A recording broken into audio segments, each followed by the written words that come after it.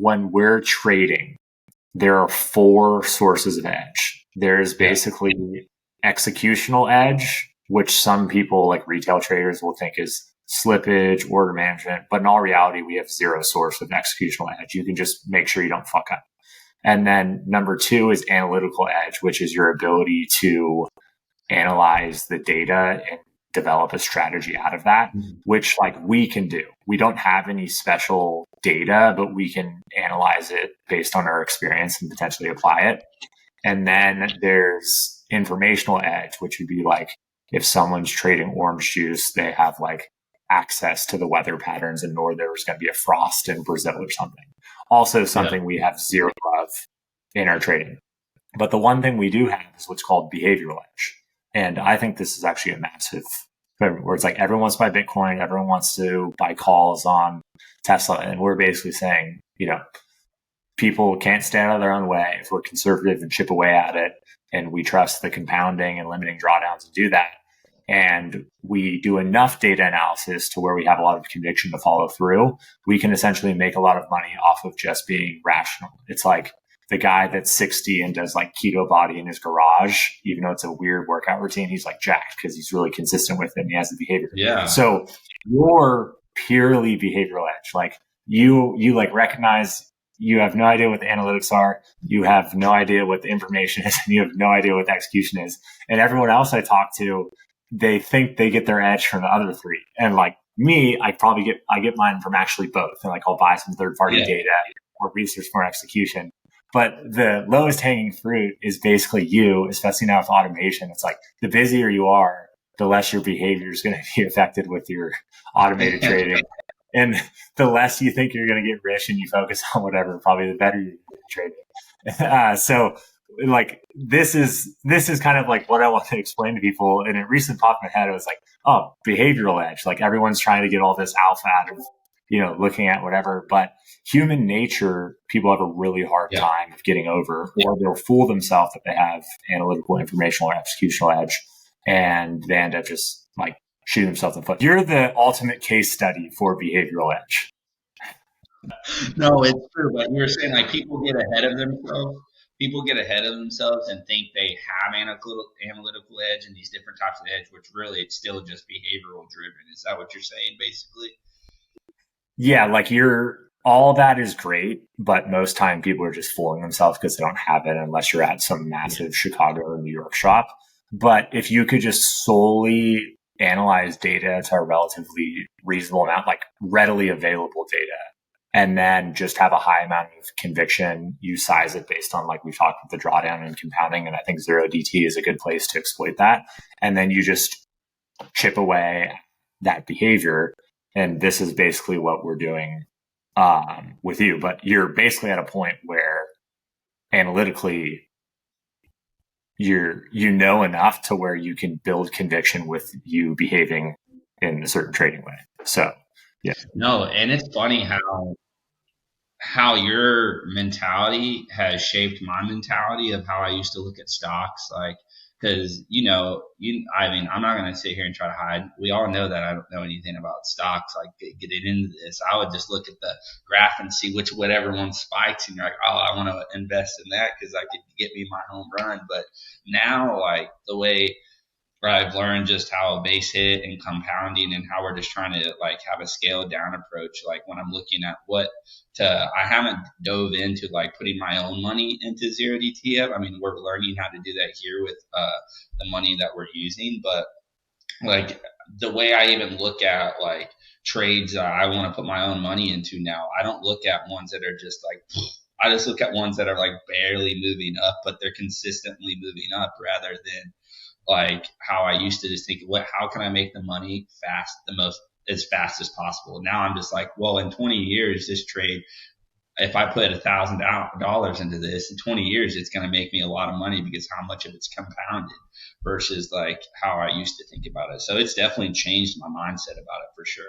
Yeah. And it's like, I actually know nothing about stocks, but the difference between me and everyone else is I know nothing. So like, that's the first step. And the other thing too, it's like, I think this kind of timely with like Tesla's up 50%, Bitcoin's up 40% this month, and everyone's looking at that. Yeah.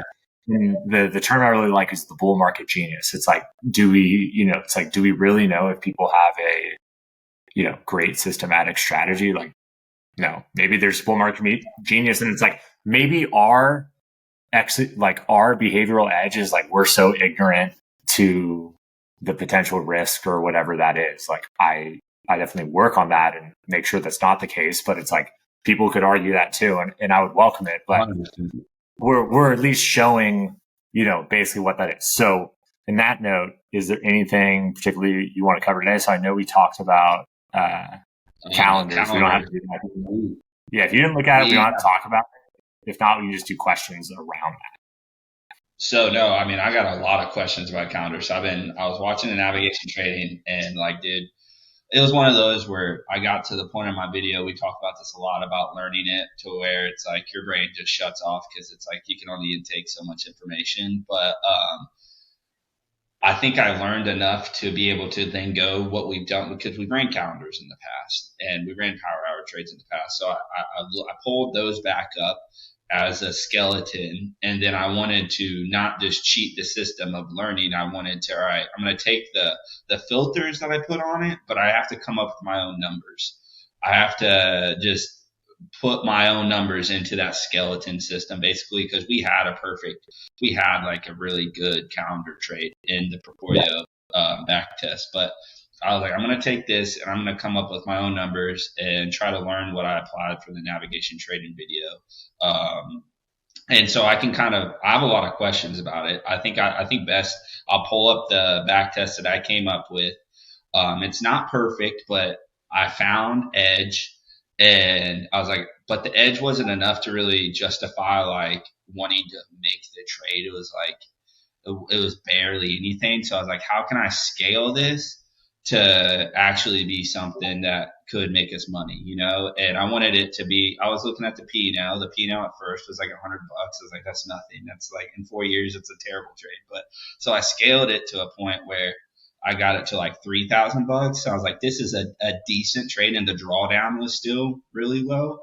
But when I first scaled it, it made the volatility it made the max drawdown shoot down. So I was like, all right, how can I bring this drawdown in? So I tried to change. I played with the volatility a little bit, like we talked about last video, to try to see where I can play with it. Let's pull up the trade so everyone can kind of see what you're looking at here.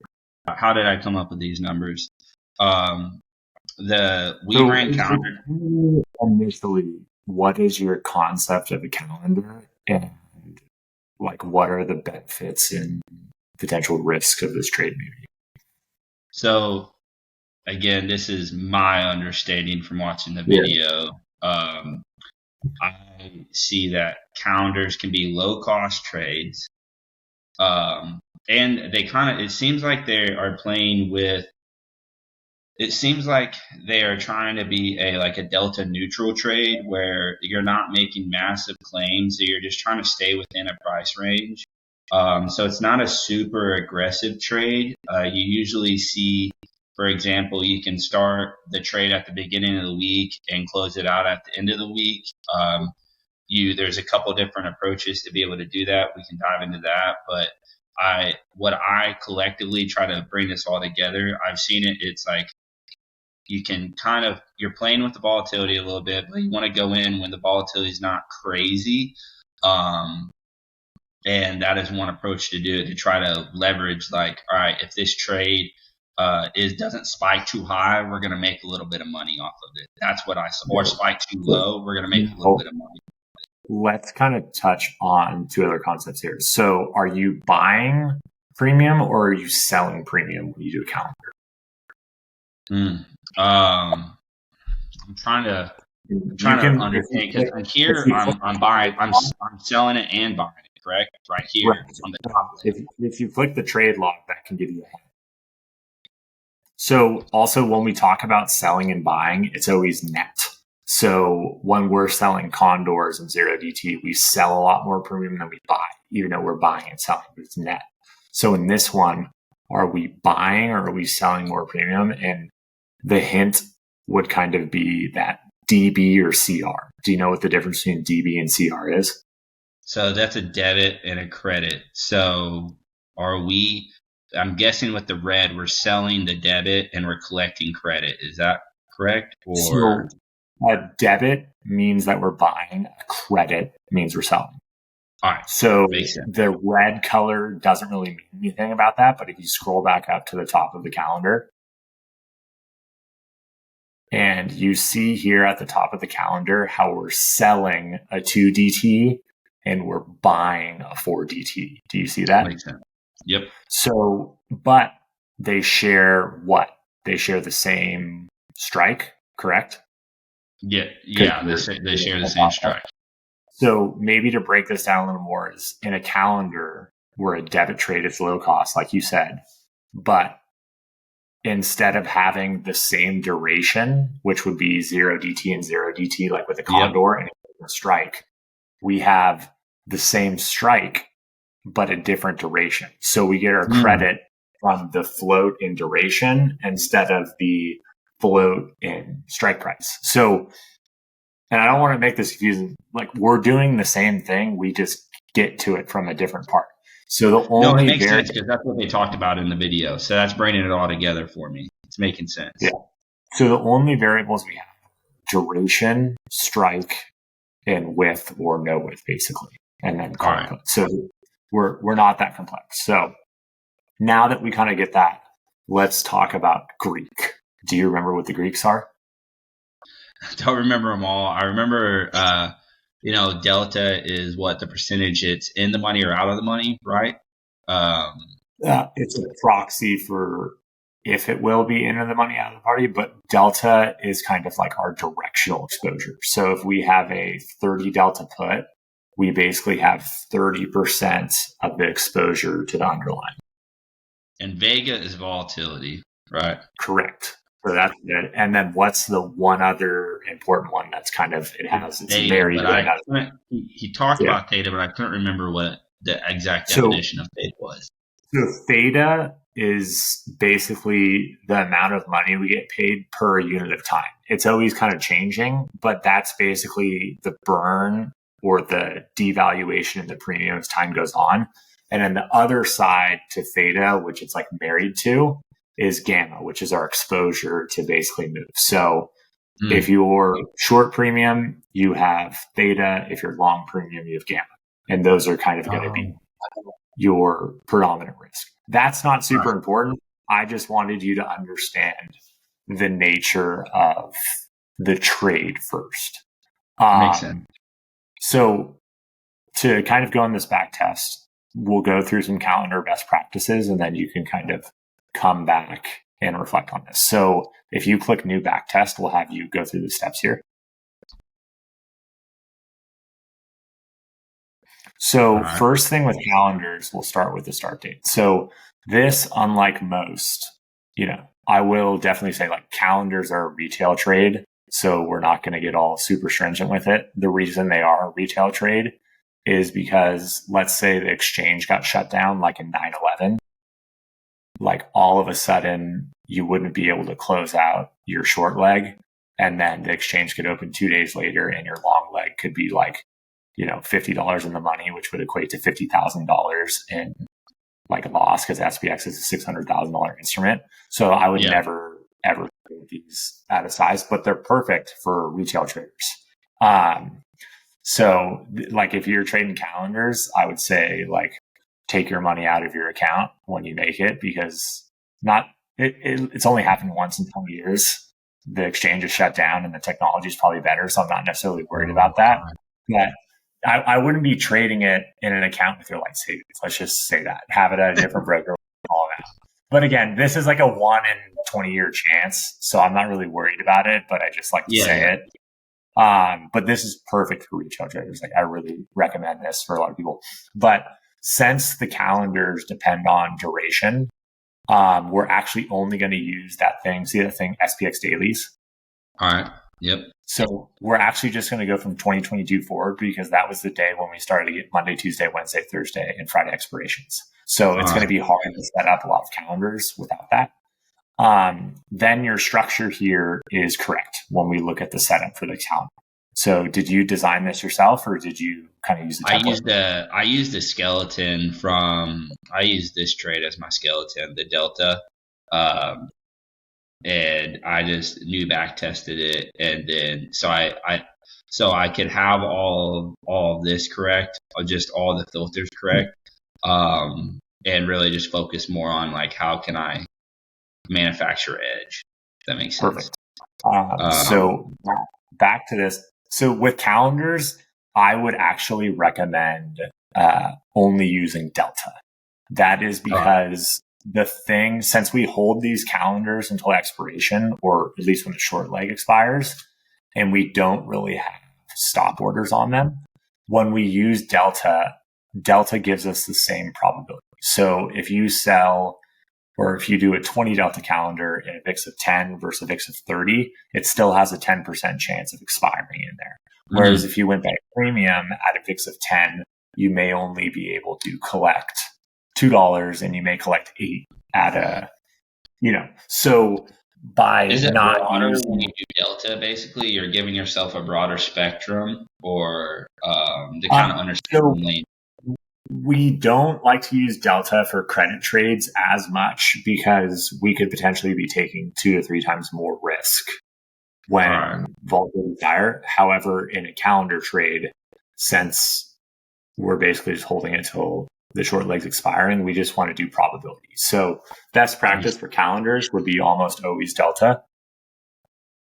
All right. So if you want to just change it so you can show everyone here. Yep.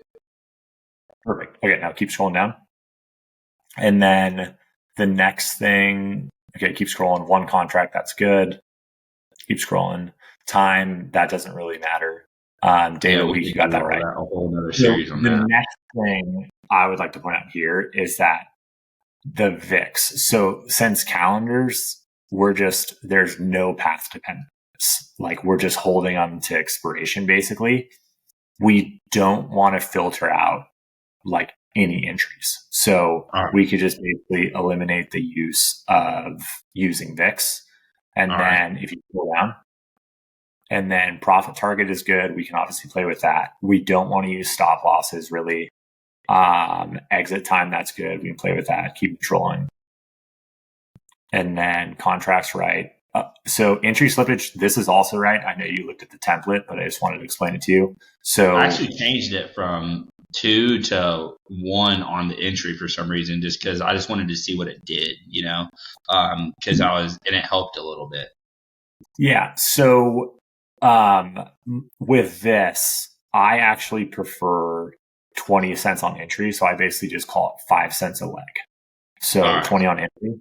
And then exit slippage, if you look at exit slippage, 10 cents. And I think that's really overstated because it's like, since you have the required 2 consecutive hits on a profit take, that means 2 consecutive minutes. It needs to meet that. And since we're using a profit take and not a stop loss, when we use exit slippage, that means when it hits our profit take for 2 consecutive minutes, we're automatically losing 20 cents, which isn't really the case because we're not exposed to that like quick reflexive stop loss.